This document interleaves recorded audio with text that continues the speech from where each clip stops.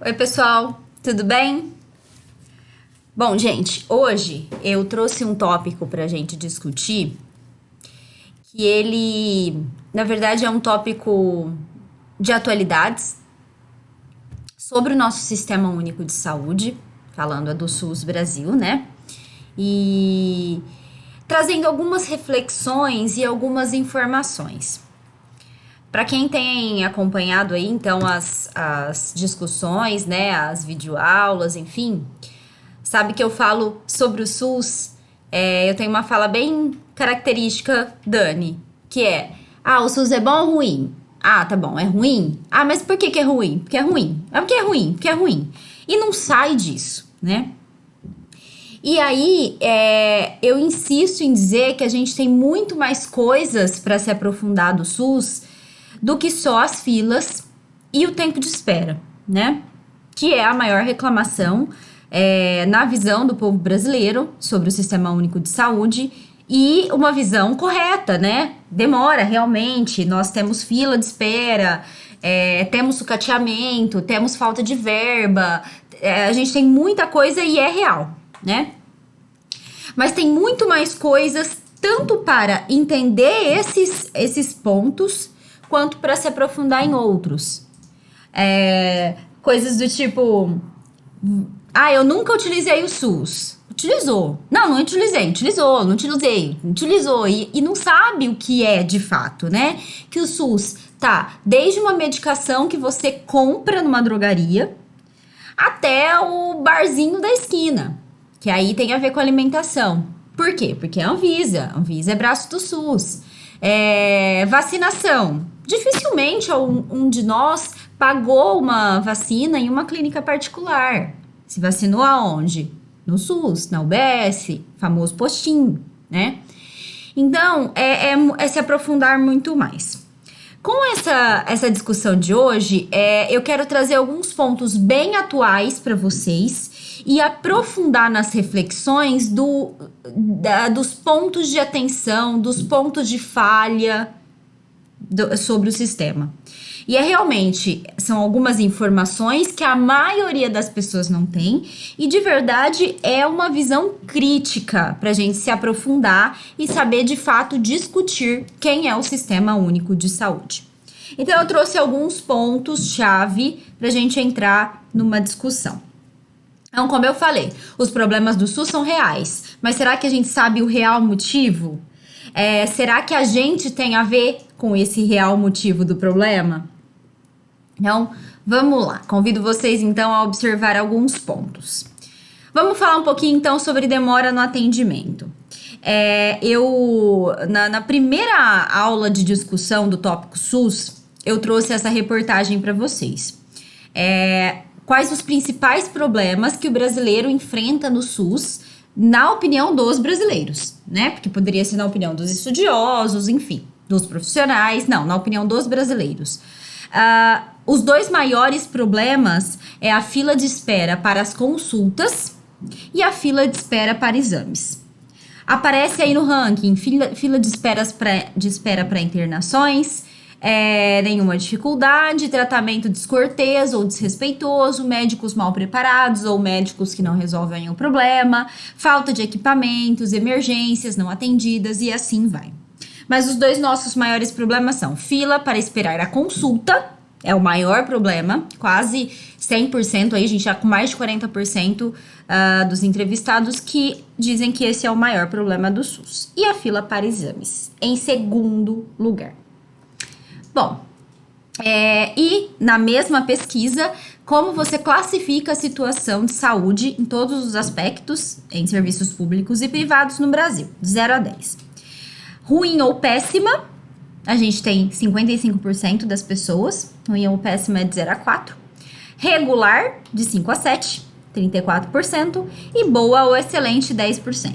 Ok? Que é a nota 8 ou 10. Então, trazendo esses primeiros dados aí pra gente começar a discussão. Bom, vamos lá, vamos olhar um pouquinho melhor para isso. Absenteísmo. Pessoal, absenteísmo é a falta. A gente tem índice de absenteísmo em qualquer lugar. Na empresa que você trabalha, tem índice de absenteísmo. Na escola, tem índice de absenteísmo. No SUS, tem índice de absenteísmo. Ou seja, é o número de faltas. Dani, não entendi. O que você quer dizer com isso? Falta de quem? Dos profissionais? Acho que não.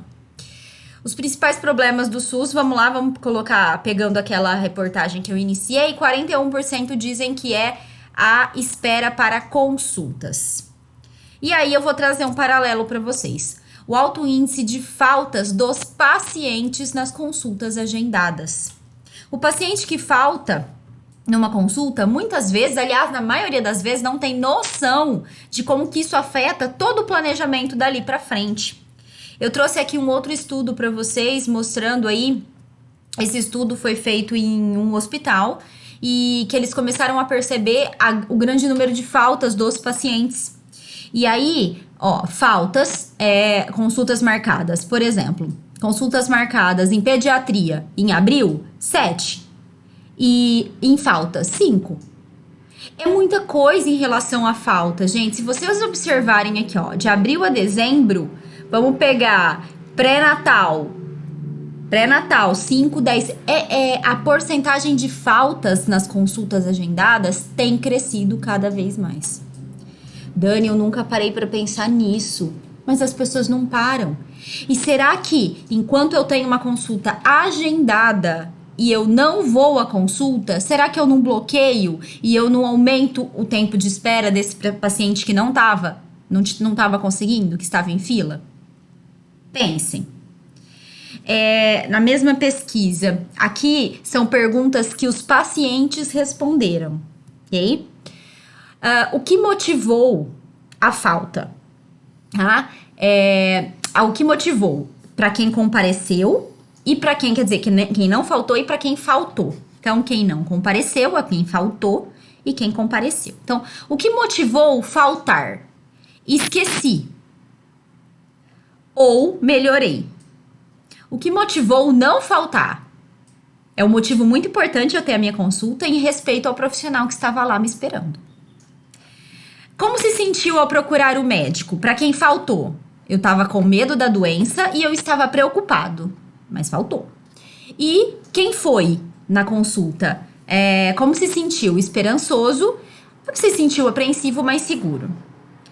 Tratamento no agendamento de quem faltou. Tem gente que faltou, mas se sentiu bem tratado.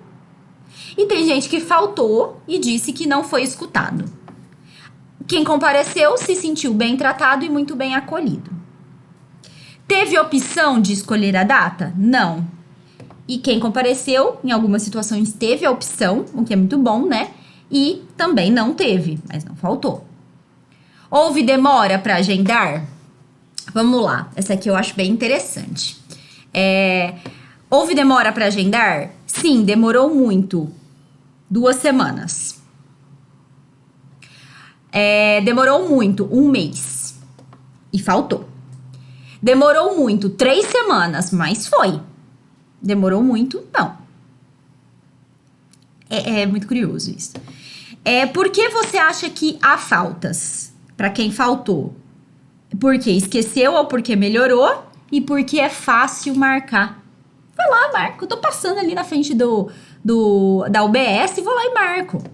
E para quem faltou, não sabe por que há faltas e acha que é porque não precisa de verdade. Achei bem interessante essa pesquisa. Agora, achei essa aqui bem curiosa também. Na opinião dos ACS. ACS são os agentes comunitários de saúde. É aquele profissional, braço do SUS, que vai à casa das pessoas para ajudar a marcar as consultas, para fazer agendamento, para fazer acompanhamento, verificar medicação.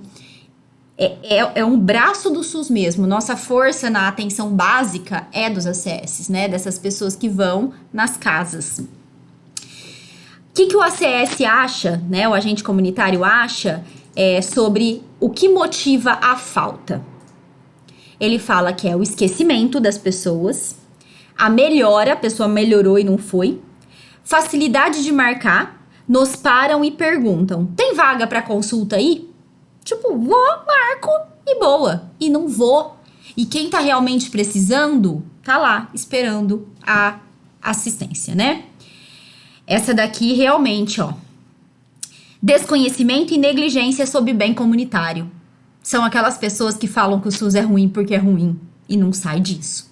Não conhece, desconhece e desconhece a sua obrigação enquanto sistema. Quando eu falo a sua obrigação, marcou consulta, vá. Se vai faltar, não pode ir, ok, avisa até 2 dias antes para que eles possam reagendar. O Brasil é um país de extensão, assim, continental. É difícil dar conta de tudo isso, a gente não dá conta dentro da casa da gente. Então já é difícil fazer essa gestão. A gente ainda tem pessoas que não cooperam. Então, nós enquanto pacientes, nós temos a nossa obrigação.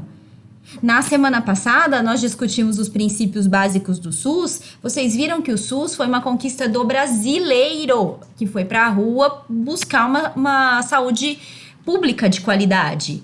E um dos princípios básicos do SUS é o controle social. É participar das reuniões, ir lá e votar. A gente não faz. Ah, mas eu nem sabia. Pois é, mas é mais fácil falar que é ruim, né? Essa daqui é uma das que mais me revolta. Em dias muito quentes ou dias chuvosos, os pacientes têm preguiça de ir. Lembrando que é fácil marcar. Por medo de sair de casa em dias de conflito de tráfego. E isso é um ponto a se observar, porque assim, a gente tem uma grande assistência aí. E em bairros, por exemplo, em bairros de periféricos, bairros que tem uma situação de violência e tráfico muito mais intensa. Isso é plausível, né? Muita demora entre a data do agendamento e a consulta, e além disso, você ainda esquece, né? E falta de... Agora essa daqui também eu acho bem curiosa. Falta de empenho dos agentes comunitários em lembrar o paciente ou entregar o recibo. Gente, por favor, a culpa não é do ACS. Que ele não foi lá bater na sua casa para te lembrar que você tinha consulta. Puxa vida! Até porque hoje há vários aplicativos que o SUS manda para te lembrar a data da consulta. Isso não é desculpa. É muito fácil colocar a culpa no outro, né? Essa daqui é uma das minhas revoltas. Falta de empenho dos ACS em me lembrar que eu tenho consulta para ir. Puxa vida, né? E foi uma determinação até do Ministério a informar a população de que ela é responsável por isso. Então, assim, falar que demora a consulta é verdade, demora. Mas a gente tem a nossa parcela de culpa. Assim como o gestor tem a parcela de culpa. Assim como o sistema tem a parcela de culpa. Assim como o governo, mas nós temos a nossa. Projeto Amigos do SUS. Senhor usuário, caso não possa comparecer à consulta agendada, informe ao posto com antecedência de 2 dias para garantirmos a vaga de outra pessoa. Por favor, é o mínimo de cidadania, é o mínimo de respeito ao outro, né? O brasileiro tem uma cultura que é assim, é revoltante. Acha que pode chegar atrasado em tudo, porque assim, o meu tempo é mais importante que o do outro, né? E faltar sem avisar, isso é outra coisa, não só para o SUS, mas para várias situações. E aí, os postos, né, os UBSs agora, elas estão informando, colocando cartazes, banners, justamente para mostrar e sensibilizar a população. Puxa vida, não falte, não pode ir, ok, avisa. Inclusive, se a consulta for ter que ser reagendada, o SUS também avisa. A gente tem muitas falhas nisso, às vezes você chega lá e fala na hora que o médico não tá lá, que aconteceu alguma coisa, mas tem locais que funciona muito bem esse aviso também pelo celular. A fila de espera aumenta a cada falta sua. Eu não estou dizendo que a culpa da demora é do paciente que falta. Eu estou dizendo que uma parcela da culpa se é que há uma culpa, né? Ó, consulta em que você falta, faz falta alguém. No último mês, 52 pessoas faltaram à consulta nessa unidade, 5 pessoas faltaram a consultas em outras unidades clínicas e 2 pessoas faltaram a exame. Ah, lembra que exame, a demora para os exames é o segundo motivo de reclamação? E tem falta em exame? Tem. Ó, esse aqui, eles não tinham verba para montar um banner. Vamos fazer de papel e colocar lá no posto mesmo para as pessoas verem. Faltar a consulta faz mal à saúde dos outros. A consulta que alguém faltou poderia ter salvo uma vida. Em 2017, houveram 1.200, o ano inteiro, 1.296 faltas nessa unidade. 19,3% de faltas. Quase um quinto das pessoas que marcaram, faltaram. Gente, um quinto é um impacto muito grande. Aqui eu trago outras, ó. Faltar a consulta faz mal à saúde. Dos outros, né? No último mês, 332 faltas. Aqui eles colocam, ó, por clínicas, né? Ginecologia, clínica médica, pediatria, não houve faltas. Saúde da família. Seja consciente, compareça aos serviços agendados. A sua falta tira a oportunidade dos outros. Todos perdem. Consulta, exame perdido, poderiam ter salvo vidas. E assim, há um prejuízo em custo também disso, porque o sistema, ele programa, tudo é programado, inclusive do gasto disso, né? No último mês, 2.580 pessoas faltaram. No último mês, não ano, faltaram a consultas nessa unidade. E consultas médicas no total. Gente, é muita coisa, né? Vamos lá. Quando você falta uma consulta sem avisar, exclui a oportunidade de outro paciente ser atendido, sobrecarrega as agendas dos profissionais. Portanto, que aí depois vai remarcar, né? Portanto, solicitamos que, caso você não possa comparecer por um motivo relevante ao seu compromisso médico, a responsabilidade é sua, junto com o profissional. Favor desmarcar com 2 dias de antecedência. Com essa atitude, demonstramos responsabilidade, atenção, respeito, coloco eu aí a empatia a todos os profissionais e beneficiários, todo mundo do sistema, certo?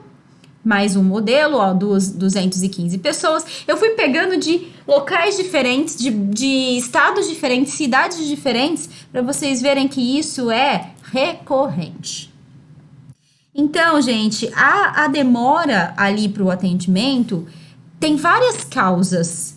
É uma falha na gestão, aquele administrador ali que não reorganiza a agenda conforme deve ser, conforme um olhar mesmo da gestão, um olhar para melhoria, custo-benefício, efetividade. A gente tem o repasse de verba, a gente tem médicos que pode faltar, por motivo justo ou não, mas a gente tem, enquanto paciente, usuário do sistema e cidadão brasileiro, a nossa parcela de culpa. As faltas estão crescendo cada vez mais.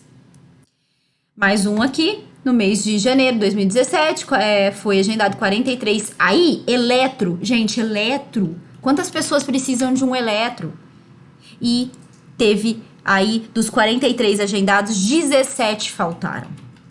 17 faltaram, quase 50% a gente tá, né? É muita coisa. Então, em outra análise, eu tô trazendo vários estudos, deixando o link aí para vocês. Em outra análise, ficou esclarecido que as taxas de absenteísmo, as faltas, né, foram fundamentadas por mau uso do sistema. Eu não sei utilizar o sistema. Eu acho que tudo tem que estar ali disponível a qualquer hora. Por quê? Porque é assim. Porque é meu direito. Né? Como se a gente não tivesse deveres. Os traços culturais do local, né? Porque é olhar até a questão do tráfico mesmo, a questão da violência, mas assim, simplesmente eu passar lá e agendar consulta porque eu acho que eu posso agendar e não vou, enfim. Falta de debate sobre a responsabilização do paciente, nós somos responsáveis. A responsabilidade não é só do governo e do sistema. Por outro lado, também temos o desgaste das equipes, aí olhando para o sistema mesmo dentro das suas falhas. Falta de treinamento até das pessoas no agendamento dessas consultas. Inclusive, um dos estudos aí que eu trouxe eles observaram o alto índice do absenteísmo e eles estavam tentando propor uma mudança no agendamento para ver se melhorava. Só que, curiosamente, não melhorou. Então, não era só o problema do agendamento, era um problema da cultura das pessoas de simplesmente faltar e não avisar. Pouca fiscalização, e a gente tem mesmo poucas pessoas para fiscalizar se tudo isso está funcionando. Essas são as falhas do nosso sistema, né? E essa falta de assistência mesmo, ok? Tudo bem? Então a demora, né? O grande problema não é só problema do sistema.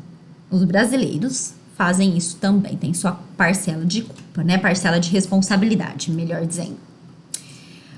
Próximo tópico, comunicação. Então, na falta de, eu esqueci, o agente comunitário de saúde não foi lá na minha casa? Oi, você tem consulta amanhã, não esquece, por favor. Para, né? Nós temos alguns aplicativos que já estão sendo implantados como testes aí, ó. Por exemplo, trouxe uma reportagem aqui, ela é bem recente, é de setembro de 2019, em Joinville. É um aplicativo que você entra, você consegue fazer seu registro de vacinas, agendar o atendimento, ver as consultas, se tirou medicamento, se teve transplante de órgãos, se doou sangue, um aplicativo bem completo. Pensando aí que não dá para voltar para trás na era digital, é daqui para frente, é utilizar as ferramentas aí digitais mesmo, né, a internet a nosso favor. Não tem um aplicativo, mas nós temos mensagens de texto. Essa mensagem de texto, ela é mensagem de texto mesmo de celular, que ela não é nem WhatsApp, e tem pelo WhatsApp também, ó, essa aqui é do HC, essa é uma mensagem de Ribeirão. Eu tirei o nome aqui da pessoa, né, Nanana da Silva, consulta agendada para 31/10/2019, às 8h30 no balcão tal, com esse telefone. Tá lá, tá agendando, tá lembrando, né? Aqui tem uma outra, inclusive sobre marcada pelo envio de cartas, tá? Bom, então tem como ser lembrado. E isso é cada vez mais frequente, né? As consultas serem avisadas pelo celular, inclusive se for cancelada. Custos, vamos falar em custos. Bom, eu até compartilhei aí com os alunos na semana passada essa notícia que é do dia 15 de junho, super recente. Americano recuperado de Covid-19 recebe uma conta hospitalar de 5,5 milhões. Gente, quem nessa vida vai conseguir pagar isso, né? Isso porque, né, vocês, quem é meu aluno aí sabe, eu trabalho um documentário e várias reportagens sobre os sistemas de saúde no mundo, até pra gente se entender como sistema de saúde imenso que é o SUS Brasil, né? E sabe que os Estados Unidos até hoje ainda não têm um sistema público de saúde estruturado e eles têm que pagar pelo atendimento.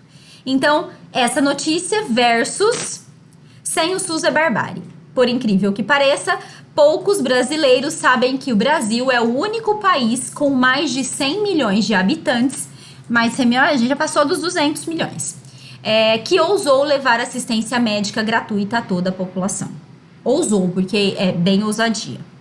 Então, a gente tem aí dois paralelos, né, bem distintos sobre realidades de saúde em países diferentes. Então, o Brasil, pensando em custo, gente, dos países com mais de 200 milhões de habitantes, o Brasil é o único país do mundo com um sistema universal de saúde gratuito.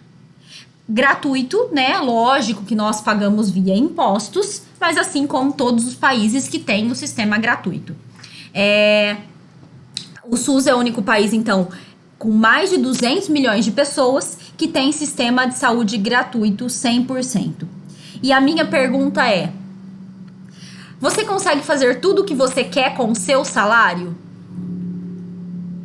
Ficam coisas de fora que você gostaria de fazer e não dá? Pra mim fica, aliás, ficam muitas. E aí, o que a gente faz? A gente prioriza. E é isso, gente. O SUS, uma hora ele quebra. Porque o que está acontecendo? Cada vez mais, a população está envelhecendo e precisando mais do sistema de saúde.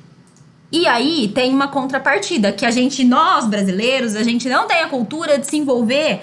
Eu não tô falando em questão política, de falar assim, partido A, partido B, partido C, e nem visões extremistas de um lado ou de outro, não é isso. Mas a gente tem que se entender enquanto um país que vota e entender que, assim, Eu preciso entender da questão política do que está acontecendo ali. Porque isso vai influenciar diretamente no dia a dia da gente. Na educação, no transporte, na saúde, na previdência. O que eu quero dizer com isso? A gente tem repasse de verba. E a gente vai discutir um pouquinho melhor isso. Então, aqui só para continuar, assim, esclarecer um pouquinho dessa parte do... O Brasil é o maior país do mundo, né? Com o SUS 100%. 100% gratuito com mais de 200 mil habitantes. Então, o Ministério da Saúde, através de uma das pesquisas, destaca que o Brasil é o único país do mundo com mais de 100 milhões de habitantes. Aí dizendo que, assim, 100 milhões é por conta da pesquisa. Porque, assim, tem outros países que têm 100% gratuito? Tem. Mas é até 100 milhões de habitantes. Nós temos 200 milhões, mais de 200 milhões. É lógico que aí a gente aumenta a arrecadação. Tem mais do dobro de gente aí para arrecadar imposto. Mas é muito mais gente para gerir, para organizar tudo isso. Gente, se na casa da gente acontece uma bagunça que tem 2, 3, 4, 5, 10 pessoas, imagina com 200 milhões de habitantes, com pessoas com culturas diferentes, cidades diferentes, estados diferentes, clima não, mas tempos diferentes em cada lugar, perfil de doença diferente, cultura. Absenteísmo, por exemplo, é uma cultura. Como é que faz, né? Financiado através do dinheiro de impostos, universal para todos, né? Quer dizer, universal é para todos e gratuito. Há vários sistemas de saúde no mundo. Em alguns países, o sistema é público, como eu falei, mas diferente do Brasil, a gratuidade cobre apenas parte da população e o atendimento pode variar. Então, nós vimos vários sistemas aí que a gente já discutiu, Inglaterra, França, que, por exemplo, o medicamento não é gratuito. Tem uma parcela de cobrança. Ou até tal idade não é gratuito. Ou não tem odontologia, por exemplo. A internação não paga. Tem diferenças. No Brasil, todo o acesso, até assim, o transporte, se você não tem como chegar no lugar para ter assistência em saúde, o SUS tem que cobrir esse transporte, mediante você comprovar que você não consegue chegar, ele vai ter que te dar o transporte. Então, quer dizer, é muita coisa para abranger. Dos países reconhecidos por possuírem um sistema de saúde público e universal, como é o caso do Reino Unido, a Dinamarca, o Canadá, Espanha, Portugal, Cuba, eles têm população, nenhum desses que tem o sistema público 100% gratuito, nenhum desses tem mais de 100 milhões de habitantes. O mais populoso é o Reino Unido, mas que tem 66 milhões. Então, essa pesquisa, né, ela só analisou individualmente os sistemas que o Brasil, né, com um país com mais de 200 milhões de habitantes, de fato, não tem.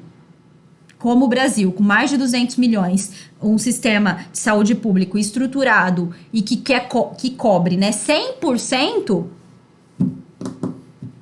não dá, não tem.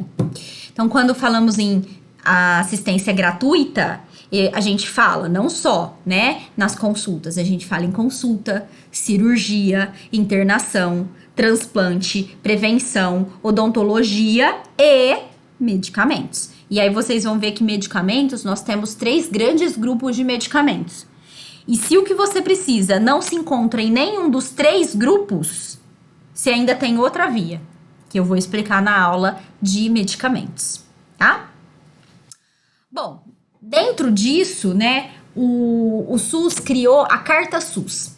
A Carta SUS, ela tem 2 funções. Uma delas é mostrar o que é essa Carta SUS, né? É uma pesquisa de avaliação que ela vai por correio para a população, e ela tem dados do atendimento e ela traz agora valores de quanto que foi pago pelo seu atendimento, quanto que o SUS pagou pelo seu atendimento.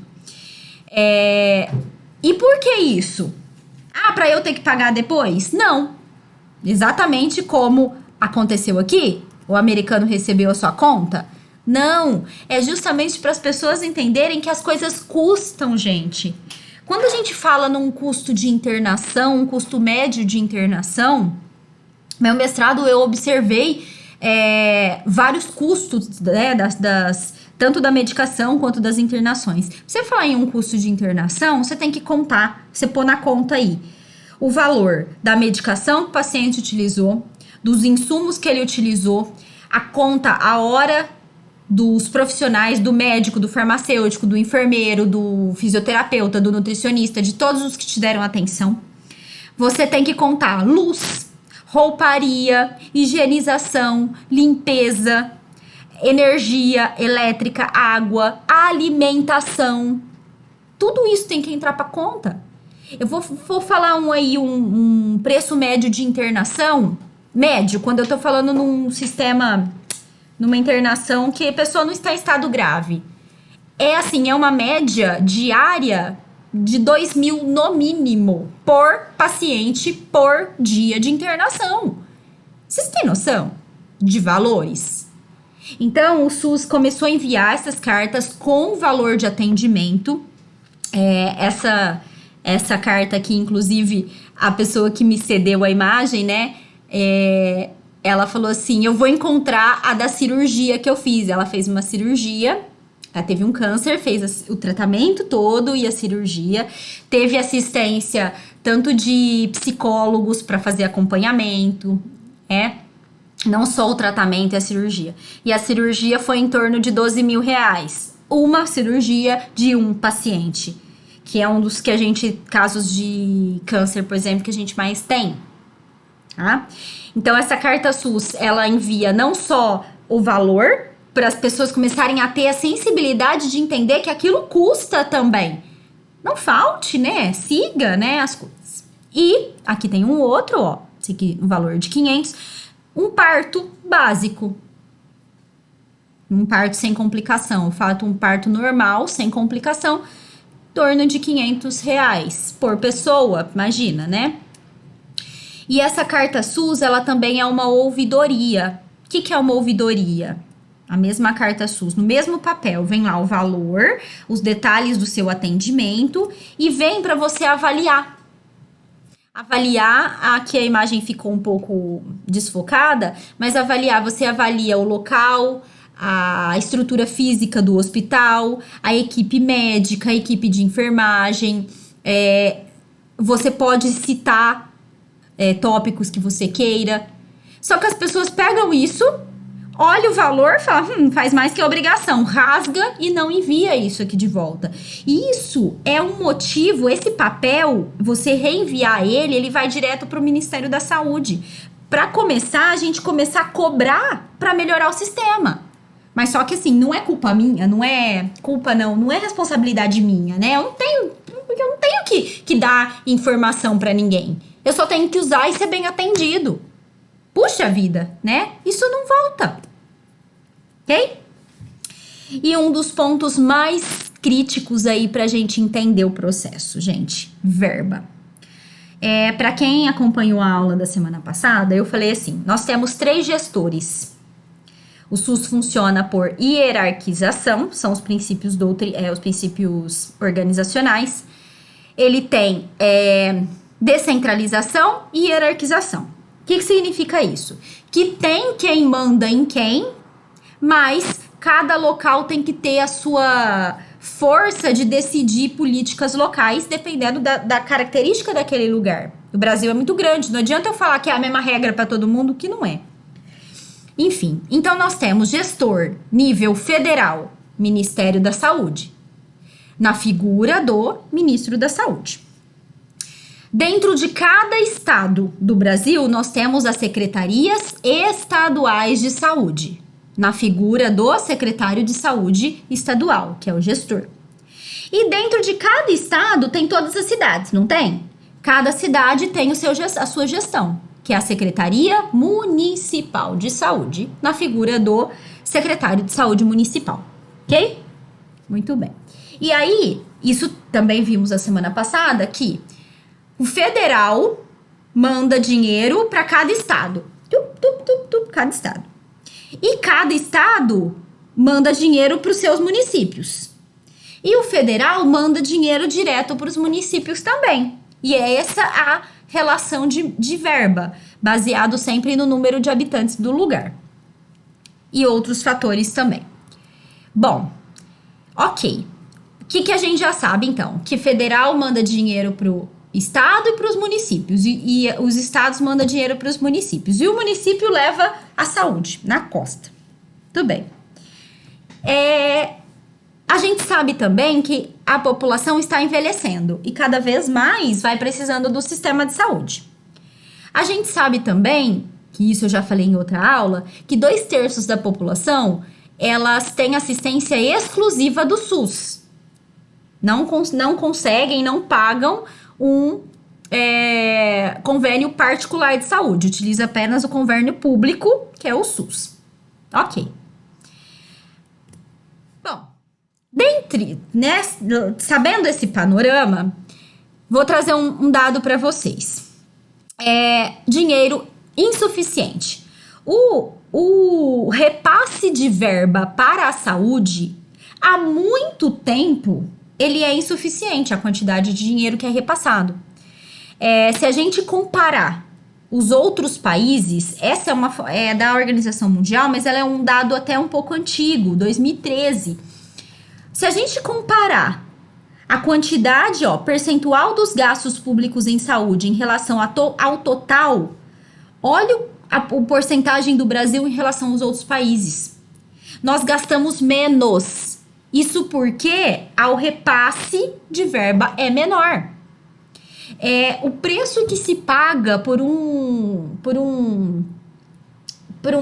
uma consulta, um exame, o valor repassado é muito pequeno. A gente está muito atrasado.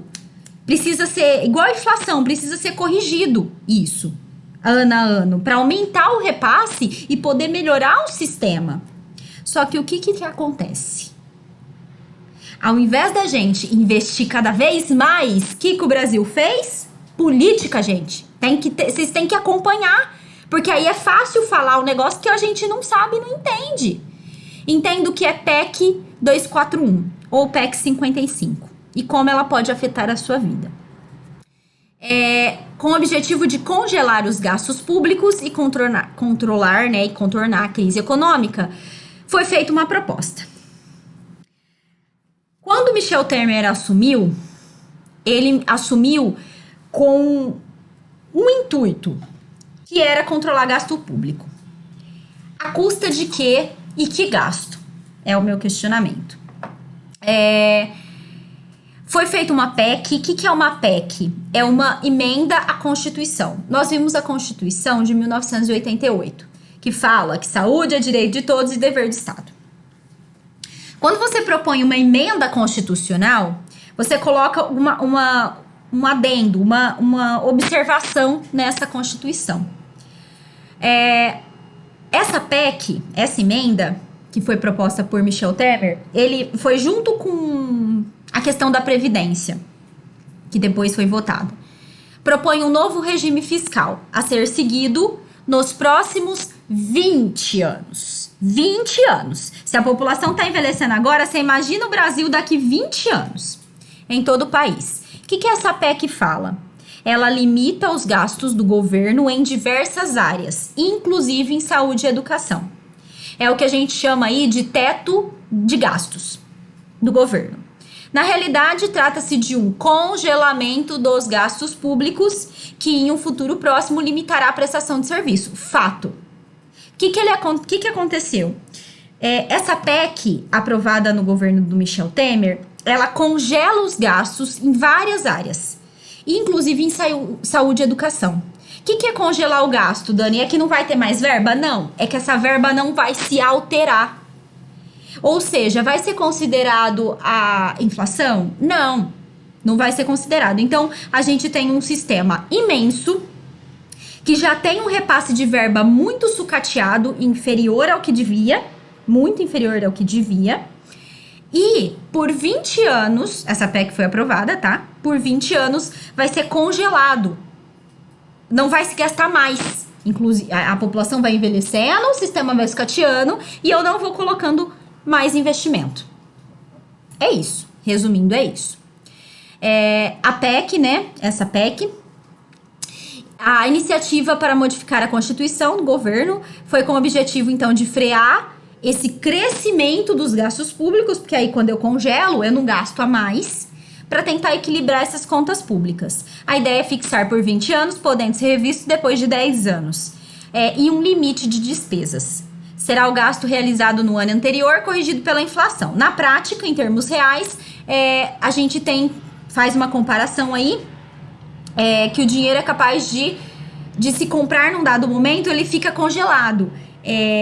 Como assim? Por exemplo, você ganha um tanto esse ano. Ano que vem, se você ganhar o mesmo tanto sem nada corrigido, você já não consegue comprar as mesmas coisas. E ela entrou em vigor e ela já foi aprovada. O governo do Michel Temer aprovou e o governo Bolsonaro seguiu e continua seguindo aí a mesma linha de aprovação, né, e de visão de congelamento, tanto para a saúde quanto para a educação, tá? Então, tá mais fácil falar que é ruim, né?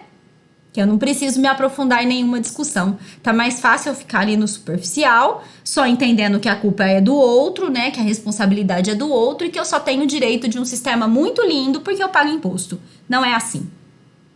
Nós temos que ter a nossa responsabilidade e entender o sistema, para justamente poder criticar, sabendo que eu tô criticando, e participar. Que se é para criticar, a gente tem que tentar fazer alguma coisa que ajude a melhorar, né? Então, com esse bate-papo, eu queria só assim, eu trouxe alguns pontos, a gente pode aprofundar muito mais que isso, mas só para vocês verem que tem muito mais coisas embaixo da superfície, né? Que a gente enxerga é a fila e a demora. O resto eu deixo para vocês pensarem mais um pouquinho aí, tá? O SUS não é de nenhum governo, o SUS é do povo brasileiro. Quem construiu o SUS foi o povo junto com a organização, né, do país. E a ideia de um desmonte do SUS é uma afronta a um ganho, né, a uma conquista da população brasileira. É só fila? Realmente? É só demora? Realmente? É só falta de investimento pela falta? É desleixo? É mal profissional? É má gestão? Tem muita coisa envolvida, né? Então, fica aí a nossa discussão. Obrigada.